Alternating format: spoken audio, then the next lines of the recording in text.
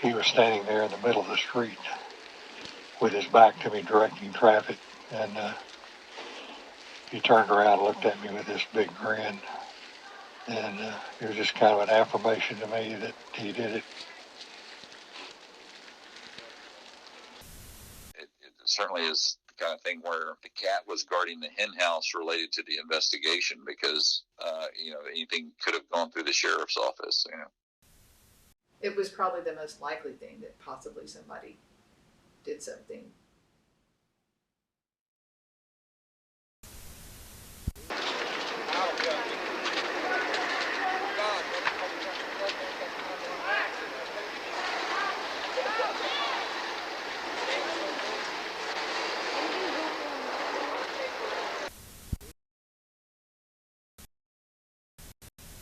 So Coleman, in this time, was early 90s. Still a really small downtown. I think there might have been 2 traffic lights on the main street. I don't want to be insulting of the people, but Coleman's actually gotten worse as far economically. I mean, I think more people lived in the town back then. That was almost exactly 30 years ago. It's just hard to believe. Yeah, January 1990. I can't say it was incredibly a lot different than it is now, but I mean, I think that there are probably, if you look up the population totals in 1990, there were certainly more people in the county. And a lot of the old downtown was some of the original buildings, like Dad's building, original to Coleman, or when it was first built. But there were 3 of us in a law partnership here, and we had a title company next door that also burned, local title company. And we had probably about 7 employees at that time. I was a district attorney in this county, and also had a civil practice where I practiced law on the side. So he was 55 years old. He was DA of the county, and they had spent a lot of work and time restoring what was a former bank. It had been used as a dollar store. They saw this real opportunity to go in and restore it and turn it into something nice. And so they fixed it all up, and he went and bought a whole bunch of old wooden bookshelves. There were all the glass fronts on them. Beautiful old bookcases that lined the hallways that he had all the law books in. And so not only had they fixed up an old building, they'd done a real good job of making it look pretty, because they had taken these bookshelves and put them in. And so his office was in the very, very back and actually faced the alley. It didn't have any windows on the alley, but his office had a back door to it. It had a door from the side streets. Like when people came into his office, they'd come in the front and then have to walk down the long hallway to his office. But if he wanted to go in at night, he could just, walk in that side door there. That street was called Pecan. It's on the corner of Commercial and Pecan Street. I think still I appreciated Coleman and growing up there, but not as much as I do even more so now. And I would probably maybe tell myself even back then how much I was going to love always going to Coleman and being in Coleman, even with my kids later on in life. That was the summer of 1990. I was about to finish law school. I was in my 2nd year of law school at Texas Tech.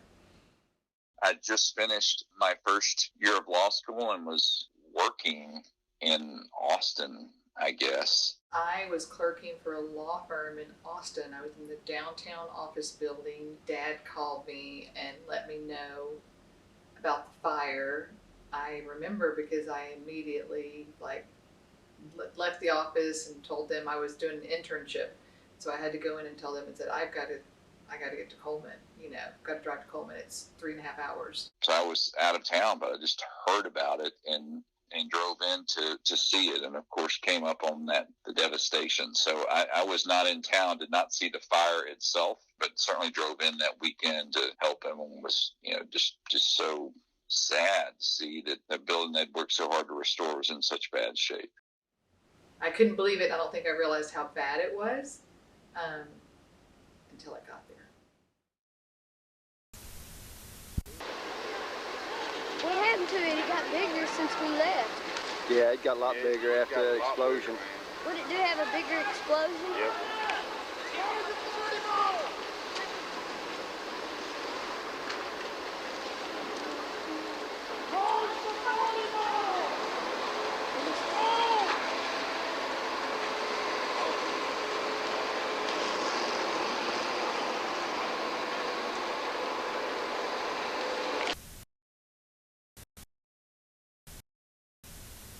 back up a little bit. When I went through Texas Tech, I was an engineering student, graduated with an engineering degree, and was in single engine jet flight program in ROTC. I was going to fly single engine jets. My sitting height was a quarter of an inch below the maximum amount that I could have to still be able to fly a plane. That was a criteria one of the criteria I had to meet. I had to have a sitting height of not less than a certain height. And anyway, everything was approved. I was going in and fly jets. This was before the Vietnam War. The instructors came in and told me that active duty people, our teachers in ROTC, said that they changed the criteria. The Air Force had changed the criteria from 3 to 5 years. Where you wanted to fly, you had to stay in for 5 years. Before it had been 3.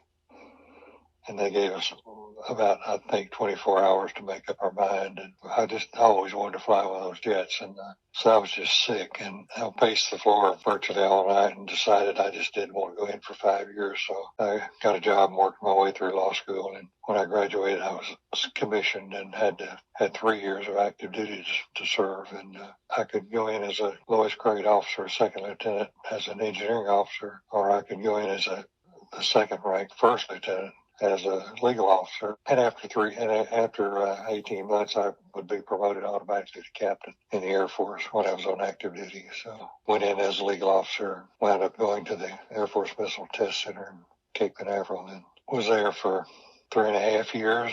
And Mariana talked me into extending and going overseas. So I wound up staying in 6.5 years on active duty and spent the last 3 years in France and Germany. Then got out and came back and went to work for NASA at Kennedy Space Center for 1.5 years during the Apollo 8, 9, 10, and 11 launches. That's the Apollo 8 was the first one that left the Earth's atmosphere and circled the moon and came back. Most dangerous mission of all of them, because they were the first human beings to leave the Earth's atmosphere and come back. And then the Apollo 11 was a lunar landing. I was there for that as well when it happened. When I first went to AFTC, Air Force Missile Test Center, on active duty, that was at Cape Canaveral, and I was there for 3.5 years. That was in the early days of the space program, and got to meet all the original 7 astronauts. Got to know Gus Grissom, one who died in the fire. Velocity 2,195 feet per second. Stuff came out the window because it's hanging on that light. No, they melted. Dude, those lights melted over there. See them? Yeah. Looks like that's gonna fall. Yeah. I'm going to try to catch it when it does.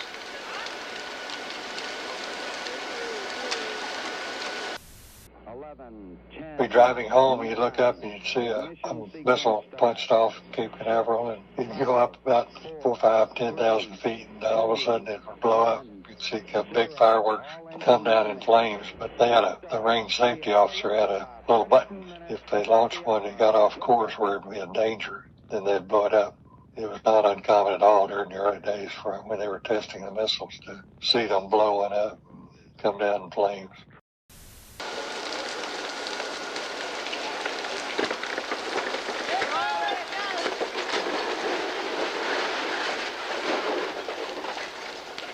Got it. Did?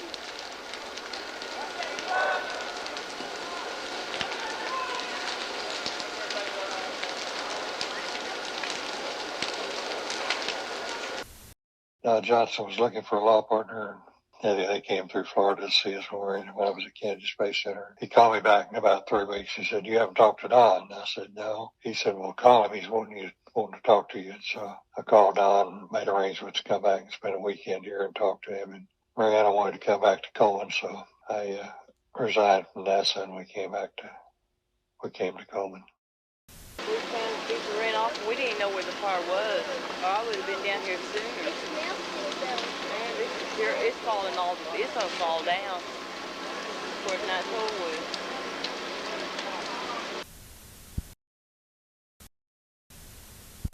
Don't have any idea who it would have been. I don't think they ever came to a conclusion but I do think that it started, back toward his office, and if you see the way the flames are going, it looks like they're kind of going back to front. His office faced the alley, so it'd be easy for somebody to drive down the alley, throw something through the back window, and then drive on, and no one would really necessarily see them or their car.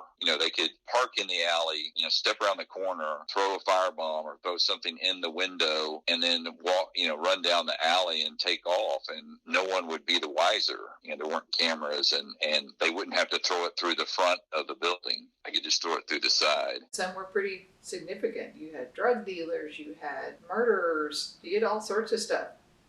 You see how big that fire is. I mean, it's so big. That's why I think Dad thinks that accelerants were used. Dad, just being an attorney, especially once he was a prosecutor, doing the right thing and taking care of the county. I was really, really proud of him, because he stood up and did some really difficult things, and everybody in a small town knows everybody else.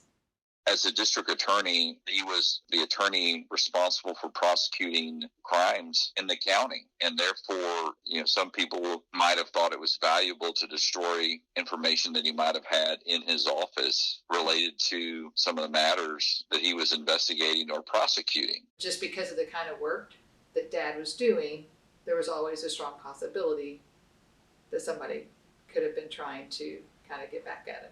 The truth is, Dad thinks it was somebody in the local police force that did it, because he was investigating them for corruption. And so the same people that started the fire may have been involved in investigating it, so they could have said, oh yeah, it was clearly electrical. I don't think they called Texas Rangers in or fire experts in to see how the fire started. It certainly is the kind of thing where the cat was guarding the hen house related to the investigation, because anything could have gone through the sheriff's office. The sheriff's office could have been corrupt. So Dad, speculates. So that's why I'm being super careful.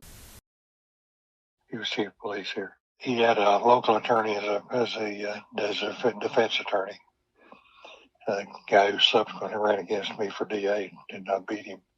But he put me on the stand.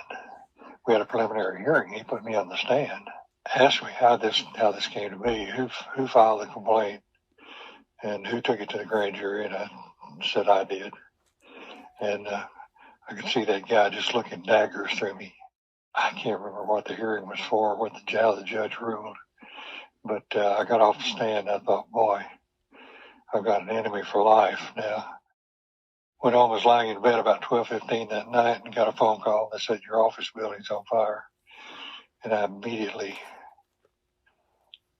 thought probably he was the one that did it.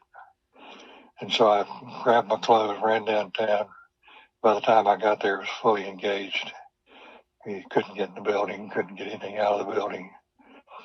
And I just sat out on the curb across the street in front on the commercial in front of the building, and looked up, and he was standing there in the middle of the street with his back to me, directing traffic. And he turned around and looked at me with this big grin. And it was just kind of an affirmation to me that he did it. They did an investigation of it. The fire marshal was scared to death to do a detailed investigation because the walls were still standing. So he decided that it was electrical and that it started under my office. Well, the fire started back in my office. No question about that. I could tell when I got there. The policeman told me it started back there in my office. It turns out that one of the investigators talked with a guy who was a druggie. He would not say that he did it, but he implied that what they gathered from what he said, that he apparently threw a Molotov cocktail and set it on fire, and it burned from there. My office was above a basement, and it burned through and burned into the basement below. And of course, that building was built in 1898, so it was dry. I had a huge, big, like the Notre Dame Cathedral had all this big old wood in there, and it dried out over the 100-year period, and it just burned like firewood.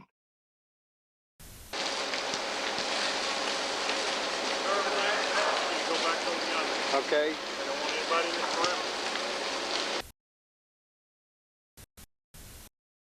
You know what? He held up really, really well. I think he was emotionally and physically exhausted for sure. When the people called at night, I tried to answer the phone, let him sleep because he didn't get much sleep for days. I would just encourage Dad to investigate it and try to get to the bottom of it, and don't just accept anything that was said. For me, and I probably would have done more to help Dad. But I was amazed at how well he handled all of it, a lot better than I would have. But it was, of course, devastating, pretty devastating. I think it really just was too much for them to try to put it all back together. So I'd probably just go back and really try to encourage Dad to not be so Dan about it.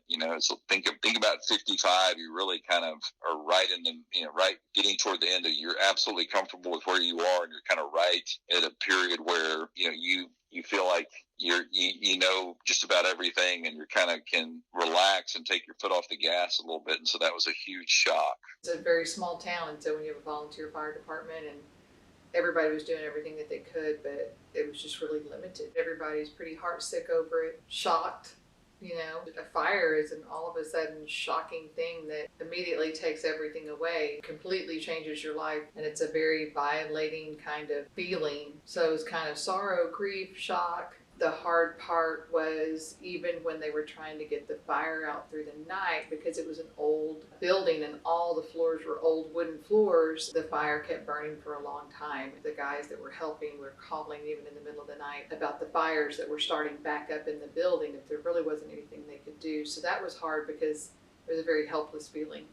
I went with Dad back in the building and through the building to see if there was anything to help left to save. Of course, soot's everywhere. Their smoke was still really strong, and we had gloves on and, tried to step through it and stuff. But sadly, there's very little left. It was probably the saddest part by far. He just gave up on trying to do something for the city of Coleman, because that was their their legacy to the city of Coleman, as they were, taking a building that was not nice and turning it into something nice. And after that, they didn't. He just picked a place and used it as an office, and he didn't. Their partnership kind of even broke up. That was kind of right at the time that they even stopped practicing together, which is kind of sad, right? That guy left town, the one that supposedly threw the Molotov cocktail through my back window, and they had him in jail in Seymour, and one of the local investigators went up and talked to him, and he just never could. He was scared of this guy, this policeman. I think he probably realized he might have some serious problems himself if he said anything. There's a tree they planted a tree at some point. They never built a building there. It's just an empty lot, kind of tragic, and it's got grass growing in it. But there's a tree that's very tall. It was not there, of course, when the building was, but they planted it after the fire. I do know that one of the fireproof safes wasn't closed all the way, and that was kind of a devastating thing. I know that there's a fireproof safe that they kept documents in. They had two, and one, I think one survived fine. The other one had, unfortunately, I think his secretary accidentally left one of them open. Sadly, even though they had a fireproof safe, everything burned up. When you think about a law practice, and especially in a small town like Coleman, and there's not very many attorneys, you think about all the legal files that you have in your office and folders that you have in your office and people's records and things like that. Lawyers, you keep some of your clients' precious documents. You may have their last wills there, and so I don't know what all happened, if they had insurance for that, or how they managed for people that you always have people obviously keep two wills, but I wonder if there are some people's wills that they had that were burned up and how they dealt with it. They had antique books that burned up, all their client files burn up, all of them. They had all their computer data. Back then, you didn't have any sort of cloud computing, right? So you didn't have anything that was stored off-site as a backup. There was nothing like that. So, all their computer files, to the degree they had them, were there at the office. So those were gone. Super thankful nobody was hurt.